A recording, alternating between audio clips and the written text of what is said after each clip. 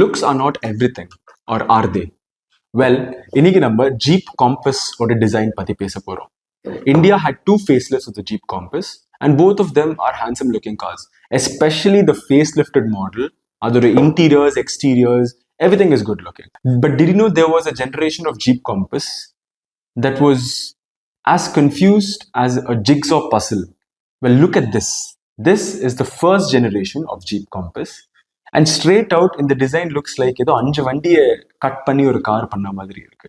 The car literally looks like it's crying out of its headlights. And look at the bumper line. Looks like it is again going to weep any moment. ஒரு school பையன் அழுகிற மாதிரி இருக்கு. Its entire fascia. Even the A pillar, where all the lines join, is pretty confusing. There are 6 different lines from what I can see.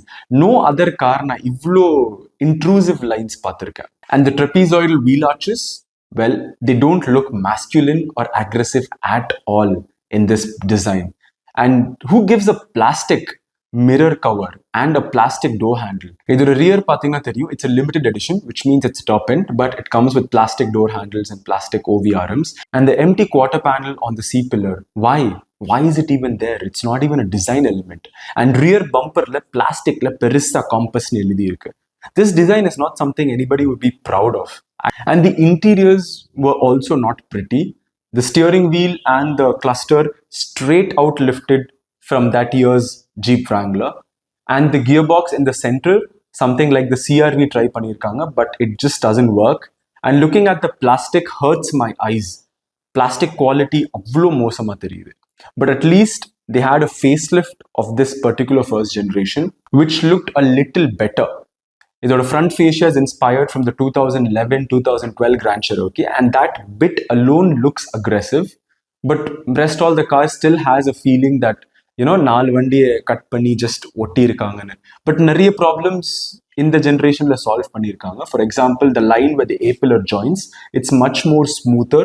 It's not having that 6 different directions pora madri illa.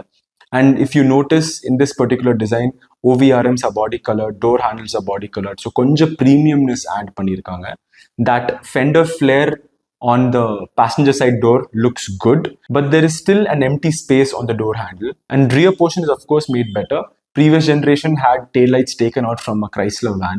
In the generation, at least konja parvala, look wise nalla irukku. And thank God they removed that plastic compass written on the bumper. But in the generation India la kuduthirna, I'm very sure nobody would have bought it. I'm very happy for the compass that we have in India. It is a good looker. And all things positive, this is the all new Jeep Compass that will be coming to India pretty soon. And I'm grateful to say this is a good looking car.